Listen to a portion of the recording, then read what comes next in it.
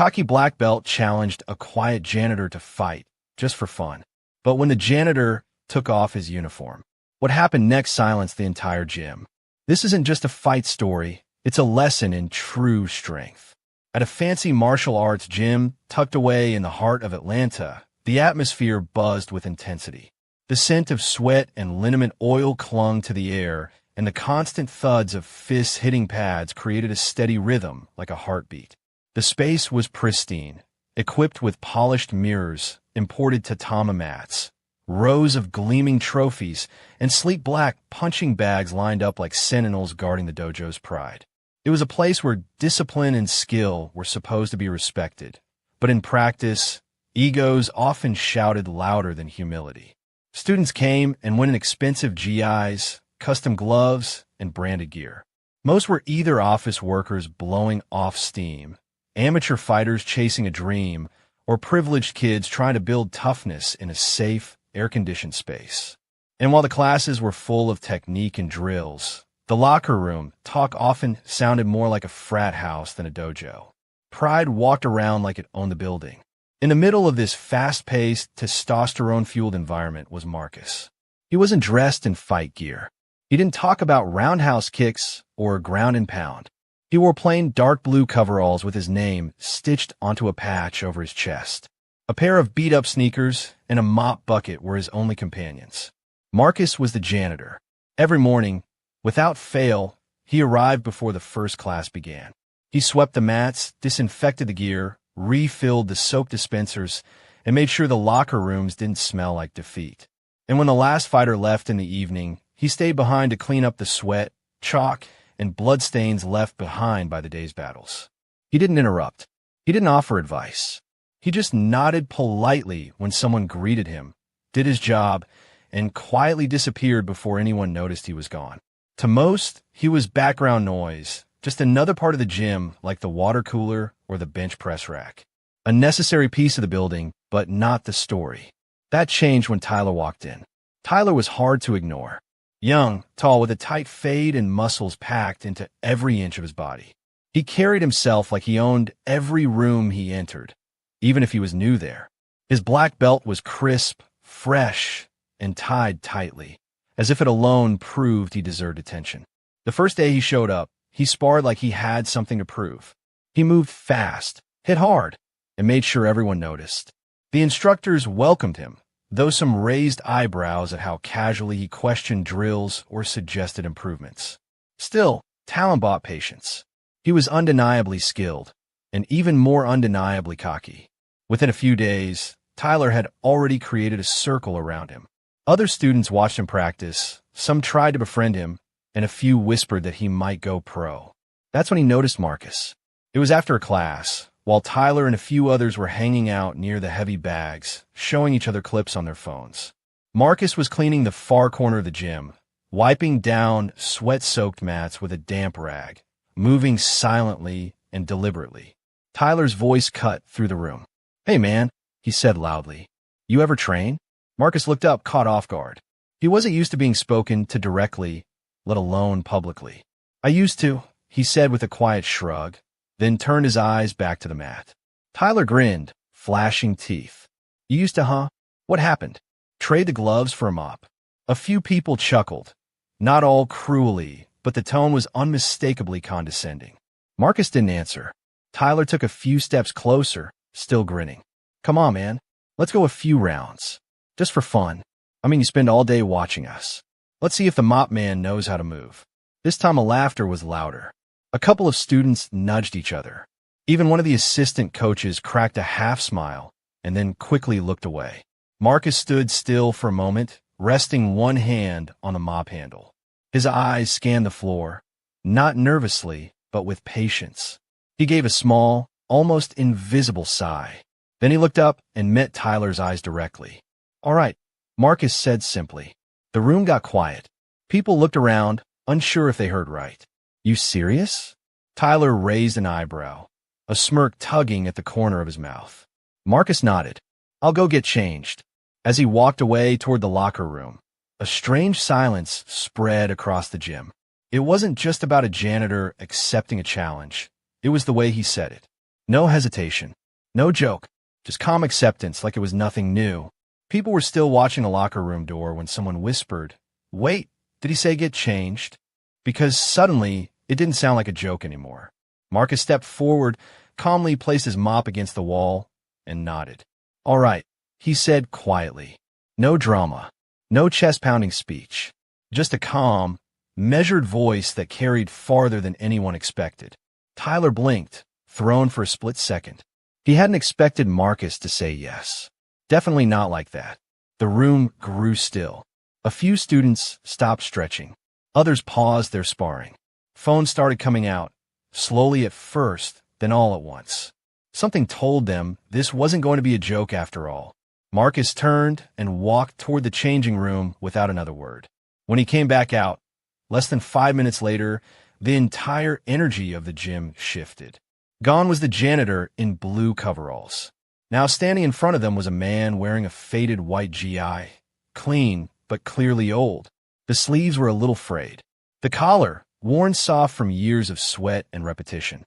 Around his waist was a black belt, so used it looked more gray than black, its ends tattered and curling at the tips.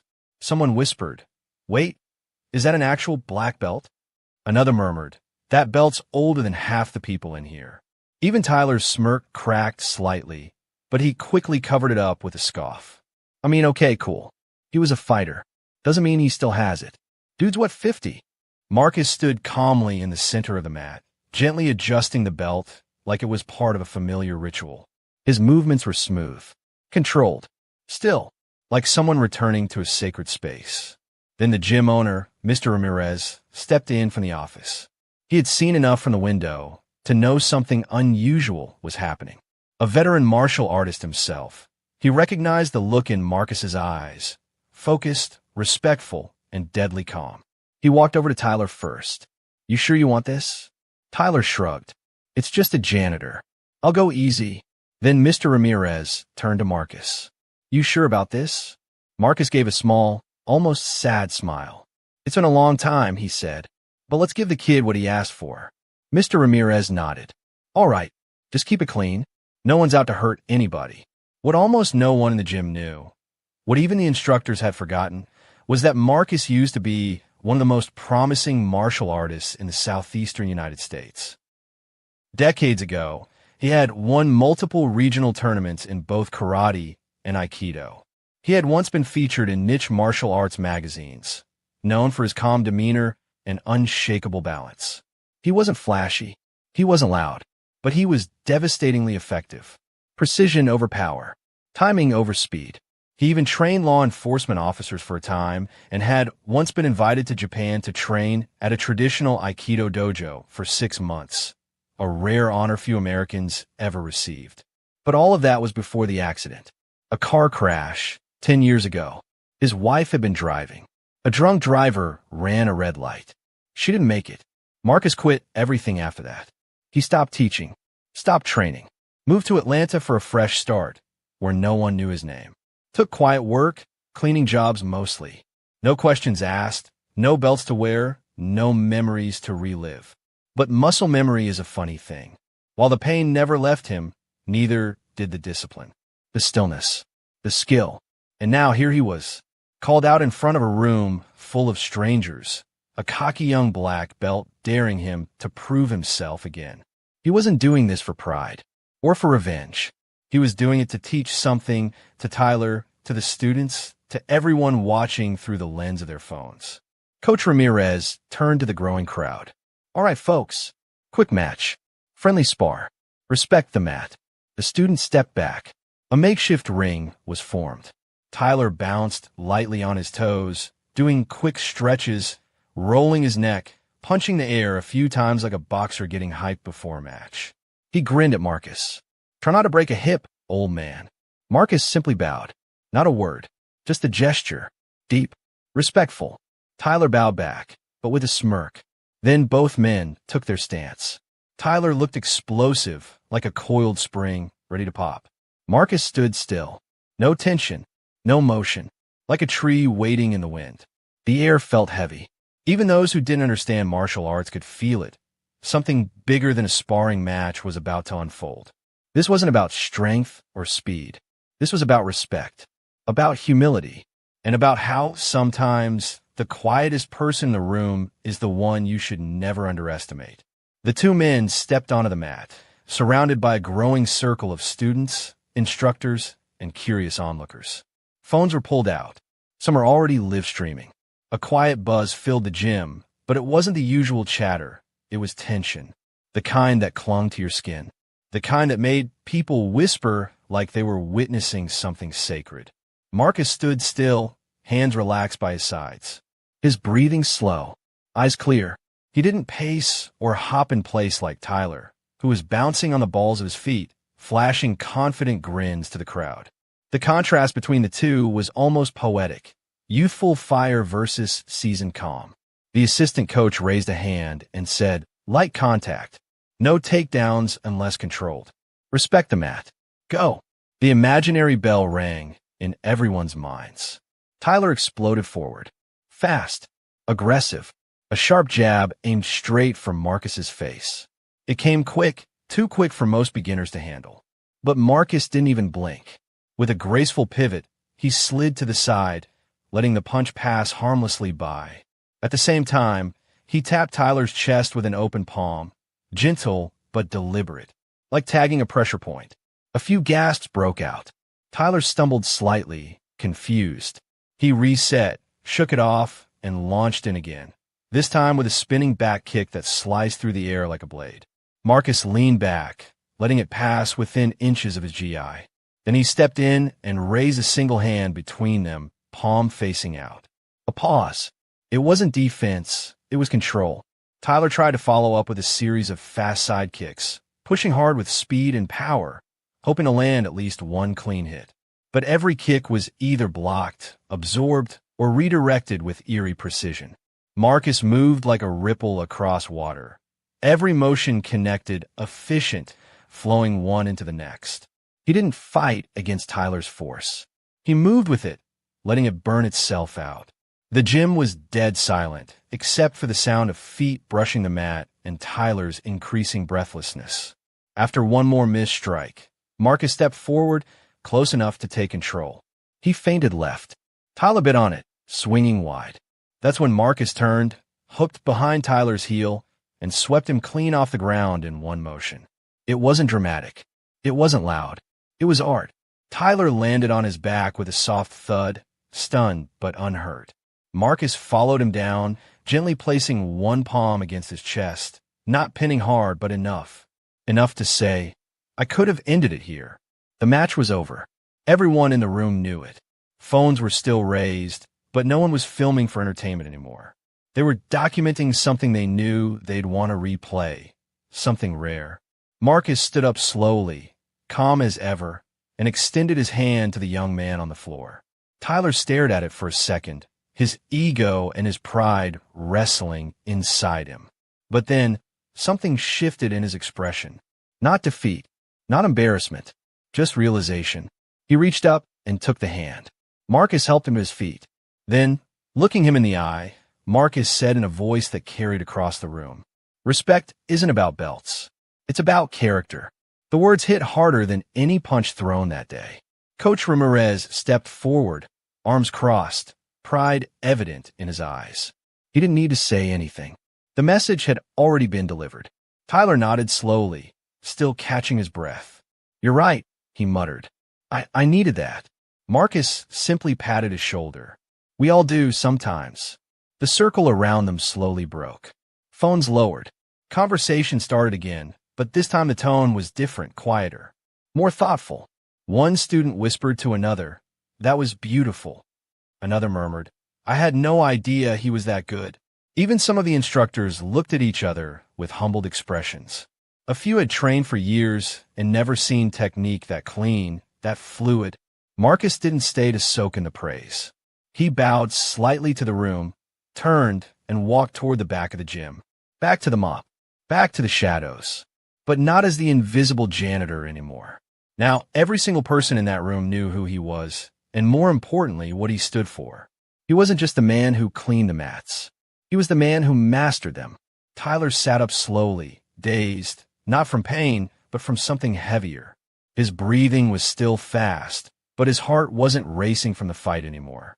It was embarrassment, reflection, that uncomfortable twist in your gut when you realize you've been wrong, loudly and in public. For days, he had strutted through the gym with the confidence of a man who thought he knew everything. A black belt around his waist, a chip on his shoulder, and no respect for anyone who didn't look the part.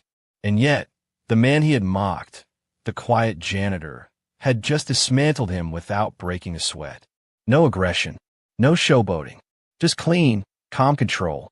He looked around. The gym was still eerily quiet.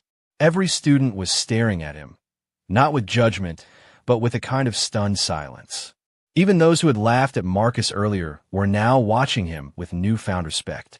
Mr. Ramirez stepped onto the mat, arms crossed, voice steady. "You all just saw something special," he said. "Marcus isn't just a janitor. He's a martial artist with more discipline and heart than most people ever reach." A few students started clapping. It was hesitant at first, like no one wanted to break the sacred stillness, but it grew. One by one, hands came together, not out of pity, not out of politeness. It was respect, real, earned, quiet respect. Tyler slowly got to his feet, his eyes still locked on Marcus, who stood a few feet away, his GI dusty, his belt even more worn now under the lights. "I'm sorry, sir," Tyler said, his voice low but sincere. He bowed, not because it was expected, but because for the first time since walking into the gym, he truly meant it. Marcus gave a single nod and responded with just 4 words. "Train hard. Stay humble." It hit deeper than any strike. There was no lecture, no gloating, just truth, delivered with the same calm energy that had defined every move Marcus made. From that day on, the atmosphere in the gym changed. Subtly, but permanently. Students began approaching Marcus differently. Some greeted him with a respectful nod. Others asked for advice.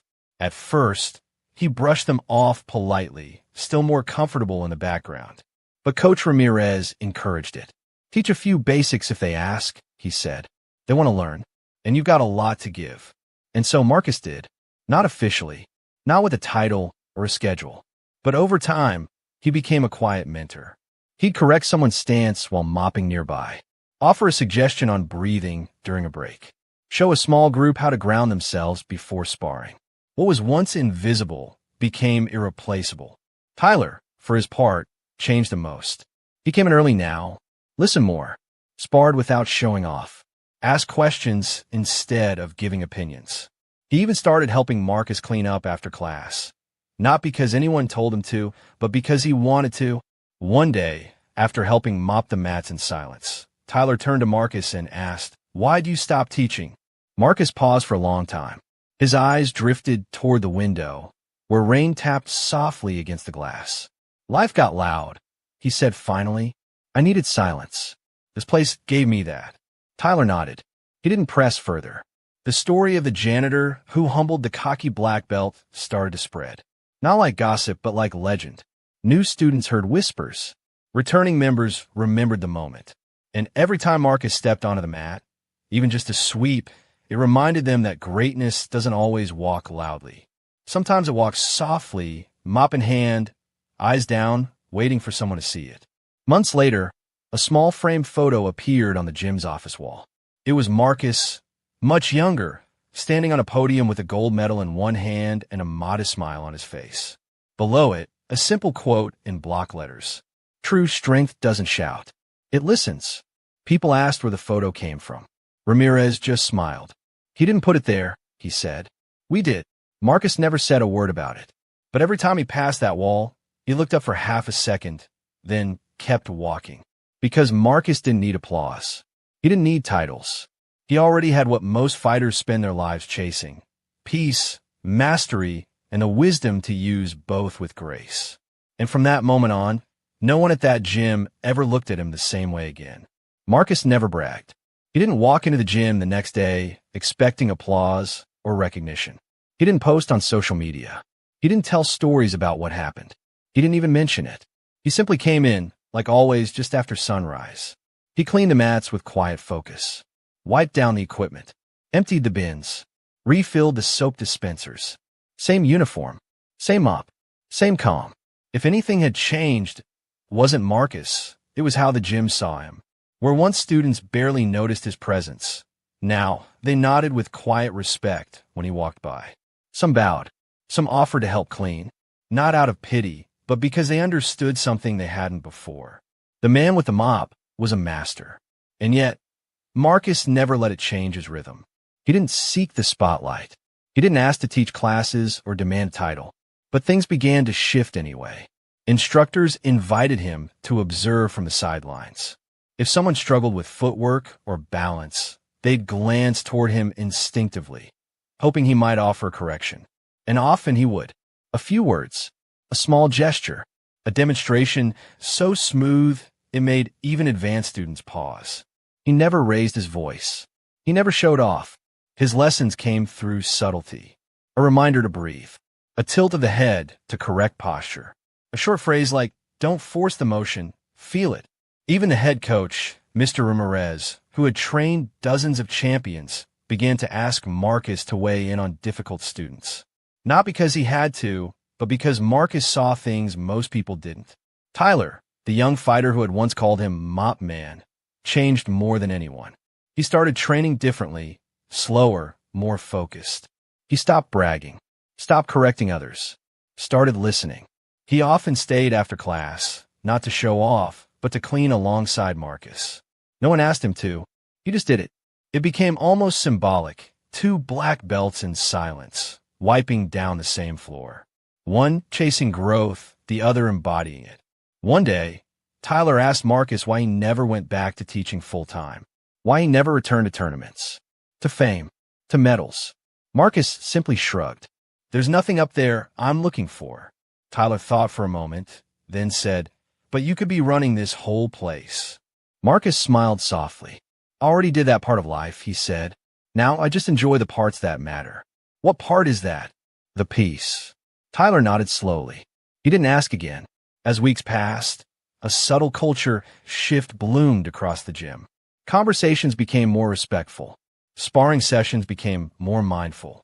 The energy of the place, once full of ego and noise, began to settle into something deeper. Focused, honest. People started realizing that belts and titles weren't the final goal. Mastery wasn't just about defeating others. It was about mastering yourself. That realization? It didn't come from a motivational poster on the wall. It didn't come from a viral video. It came from Marcus, from a man who said very little, but showed everything. Soon, a new generation of students came through the gym, young, eager, and unsure. They heard the story secondhand.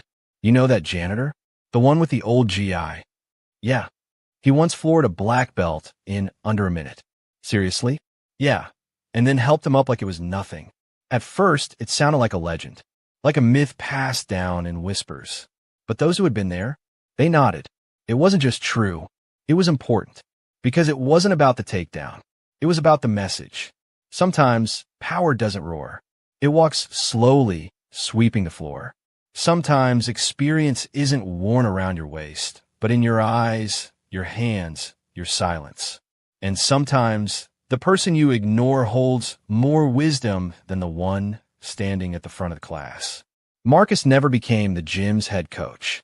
He never asked to be. But to those who trained there, he became something even more meaningful. He became the soul of the place. Not because of one match, but because of the life he lived when no one was looking. A man who didn't need to prove anything. Because the truth was already in the way he moved, the way he carried himself, and the way he lifted others, even the ones who once mocked him. Sometimes a black belt learns the biggest lesson from a man with a mop. And when that happens, no one ever forgets it.